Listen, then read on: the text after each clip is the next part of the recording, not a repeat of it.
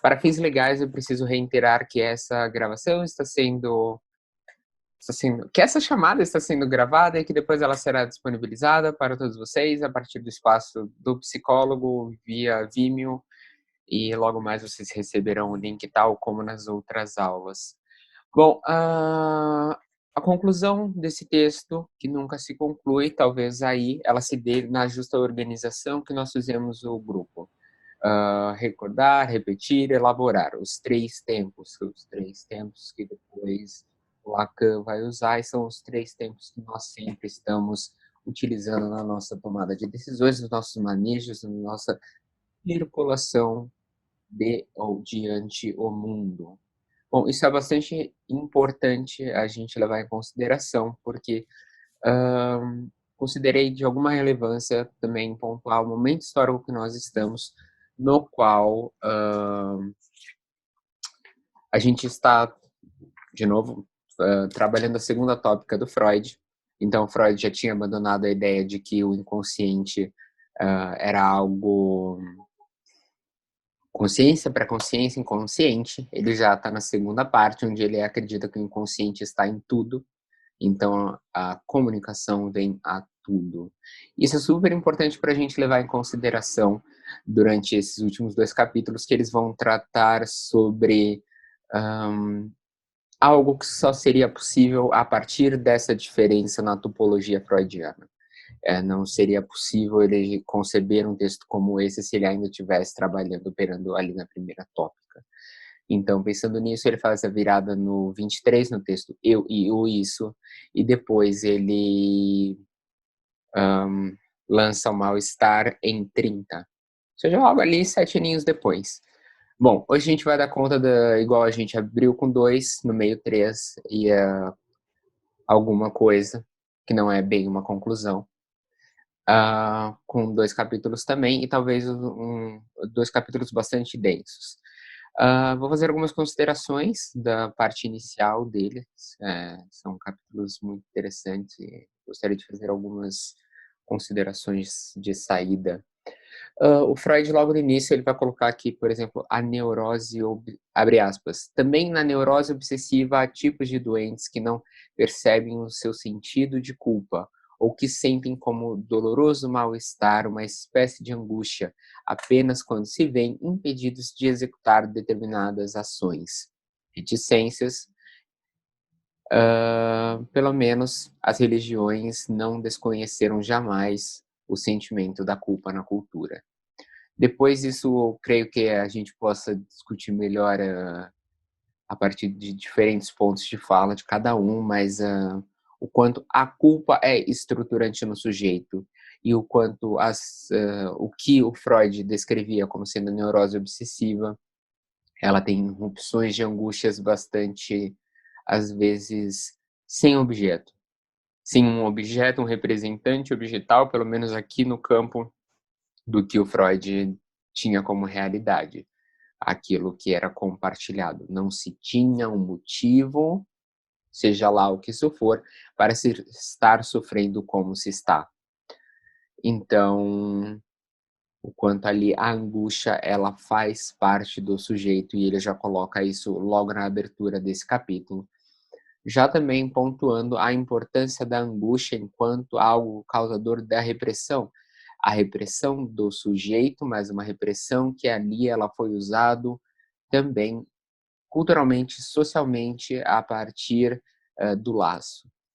Um bom exemplo, um exemplo meio bobo, é a mudança de quem dirige, que agora os radares vão mudar, nenhum radar poderá estar mais escondido, todos os radares precisarão estar à vista, para acabar com a indústria da multa, mas que o radar, ele em si opera por aí, né? Alguém está me vigiando, há algo que me barra, mas não há algo que me barra em mim, há algo porque há um outro que me olha, e esse outro que me olha, ele me barra. Mesmo ele não estando ali presente, um representante dele está me barrando.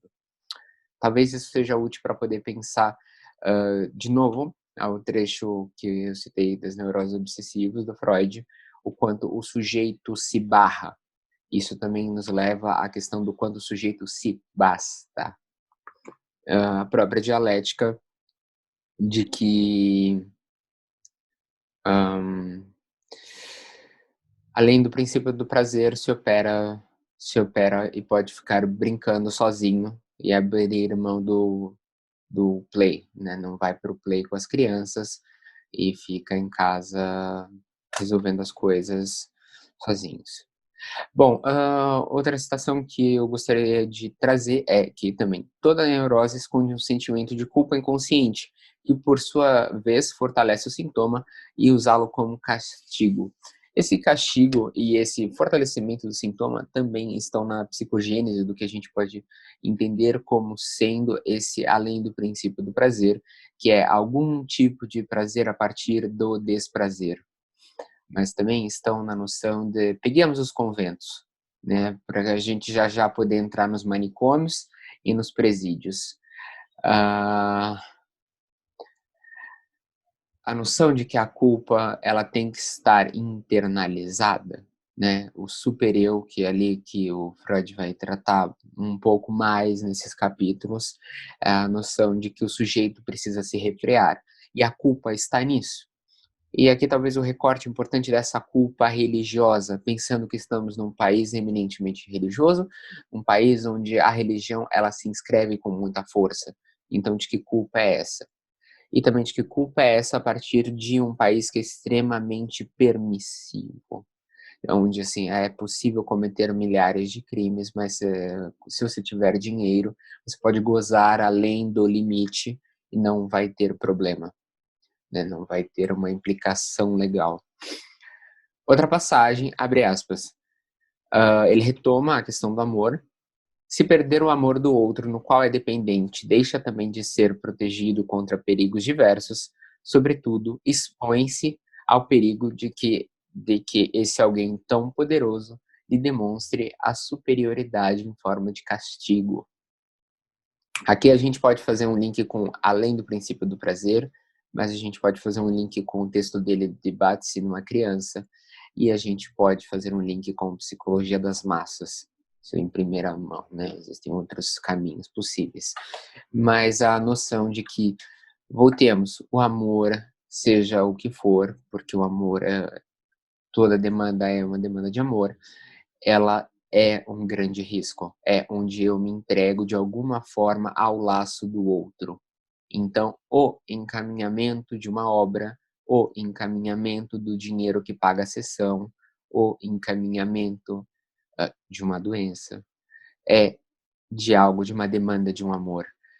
E aí a gente pode pensar nas resistências, como eu encaminho o que eu produzi, ou como, eu esqueço de pagar as sessões, lapsos, atos falhos, ou como ah,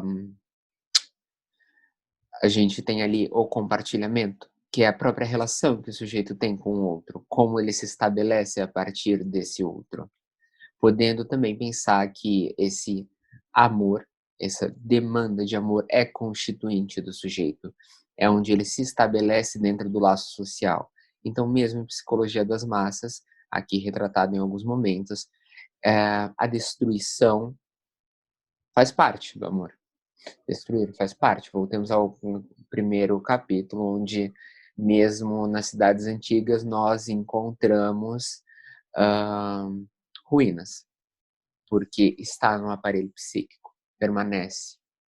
E talvez ali, tirando um pouco da psicanálise, podendo fazer uma metáfora com vocês que são, um de vocês que são criadores, nós podemos pensar ali o quanto a obra de vocês, seja mestrado, doutorado, TCC, e mesmo as obras publicitárias, que alguns aqui estão escritos, ou mesmo as aulas que vocês dão, elas têm uma progressão. Vocês podem retornar a elas. E vocês retornarão de um ponto diferente, tendo algo diferente. Ali está justamente, esse segundo momento que é tão importante, que é essa ânsia que permite voltar, ver, alterar e fazer uma outra coisa, uma outra cena. Outra passagem do Freud super importante nessa conversa é, abre aspas, "O super eu atormenta o eu pecador, com a mesma sensação de angústia e fica à espreita de oportunidades de fazer ser punido pelo mundo externo. Ok, isso é super importante para a gente pensar, porque o sujeito ele está, numa dialética de também com o limite. Lendo o princípio do prazer, opção de vida, opção de morte, ou o sujeito se encaminha para a destruição ou ele se encaminha para a vida.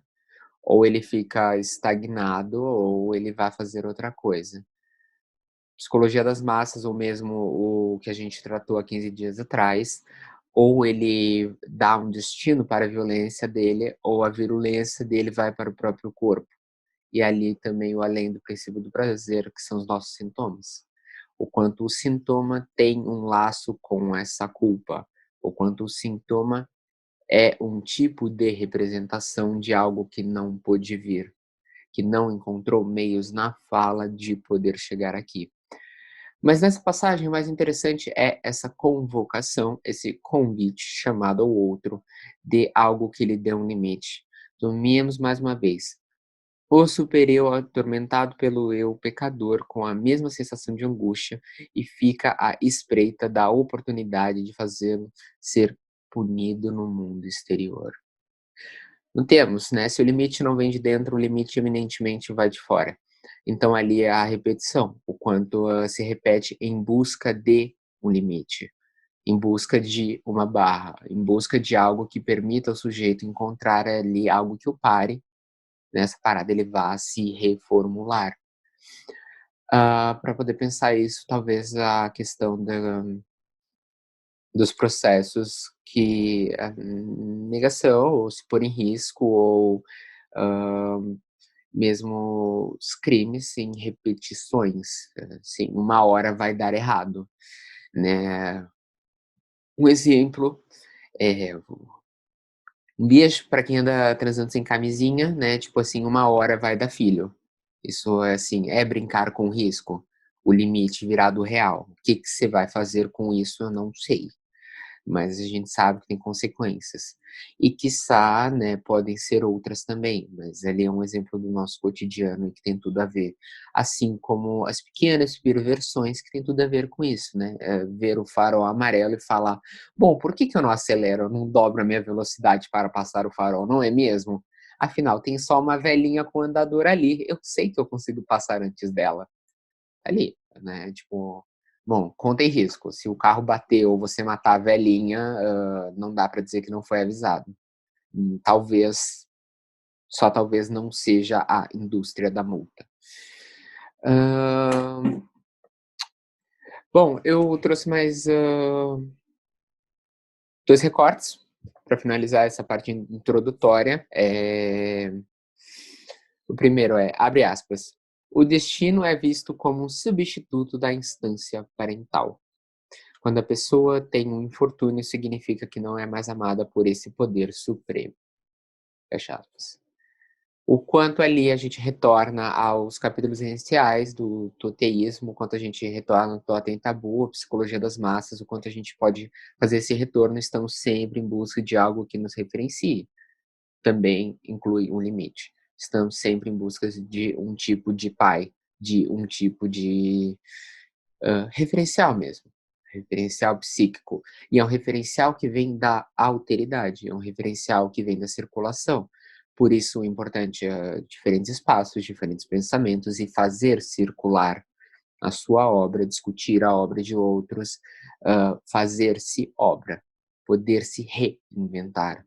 Porque tem a ver com isso, tem a ver com a ideia de poder destituir essa coisa do destino, poder destituir essa coisa do meramente holístico. Talvez não seja, Mercúrio que entrou em Vênus e por isso o Sol está incidindo em Marte e está influenciando os seus astros, talvez seja você. Just saying, I know, é meio complicado, mas vocês lidam com isso na análise de vocês. Voltemos à Dora, né, tipo assim, o que cada um tem a ver com os seus sintomas. Passando de novo para a política, o que cada um de nós tem a ver com as eleições agora? Tem a ver com um presidente, um tanto quanto extremo, se a gente pode dizer assim, estar no poder. o quanto cada um de nós tem a ver com as barbáries no manicômio, com as barbáries contra os seres que são diferentes, contra o extermínio da população LGBTQIA+, dos corpos negros, das mulheres, o que cada um de nós tem ali enquanto responsabilidade, enquanto laço, que talvez não seja o destino, né, não seja o oráculo, talvez a resposta não esteja no tarô, ela esteja talvez ali num tipo de laço social e num tipo de laço social que também às vezes está além do princípio do prazer, que sente prazer em ver o outro apanhar. Finalmente, mas não como forma de término, pelo menos do pensamento, texto vasto, não é mesmo? A última coisa que eu queria para essa introdução é, abre aspas, aí a renúncia institucional não ajuda o bastante, pois o desejo persiste e não pode ser escondido do supereu. Tá, aqui fudeu. Né? Essa é a ideia que Freud quer falar. Bom, galera, não basta não só ir à coisa, não basta ter o destino, a meta, não completar a meta. Uh, Você pode se punir por aquilo que você pensa e nem sabe o que você pensa. Ou seja, uma punição do inconsciente, né? Tipo, uma punição disso que veio. A questão ali é o que cada um vai fazer com esse tipo de punição, com isso que crê que não deveria estar ali, que tem que ser negado, a negação, e que é estranho, das Unheimlich, e por isso não deveria existir. E que mesmo assim é castigado. Então, o sujeito que se castiga, pois pensa. O sujeito que se castiga, pois existe. E ali a grande diferença entre você ter que fazer as pazes com o seu estranho e não excluí-lo. O melhor paralelo que me veio foi a ideia de pensemos no manicômios, conventos e presídios. Bom, bota a galera lá, tá tudo certo, né? Tipo assim, tá resolvido. Pensando no Foucault agora. Tudo resolvido. A gente tira dos nossos olhos, a gente tira até a barbárie dos nossos olhos, porque hoje em dia, veja bem, somos bons demais para torturarmos em praças públicas, vamos só deixar eles presos se matando num lugar horrível. E quando você vê, olha, 6 viraram 12. E aí você vai piorando as condições de vida e você vê que de 12 viraram 24. Aliás, por que nós também não excluímos o que também é estranho, os corpos negros, os corpos femininos, os corpos que estão em algum tipo dessa linha, essas duas polaridades, se é que isso existe, ou toda a população LGBTQIA+. Por que nós não excluímos todo mundo que não é um branco de meia idade? Talvez ali possa se pensar nesse movimento, que é o movimento da crueldade, o movimento das exclusões de corpos, que tem tudo a ver como nós circulamos. Era isso que eu tinha como introdução. Mais uma vez, é bom revê-los para esse último encontro e, da minha parte, eu terminei. Palavra.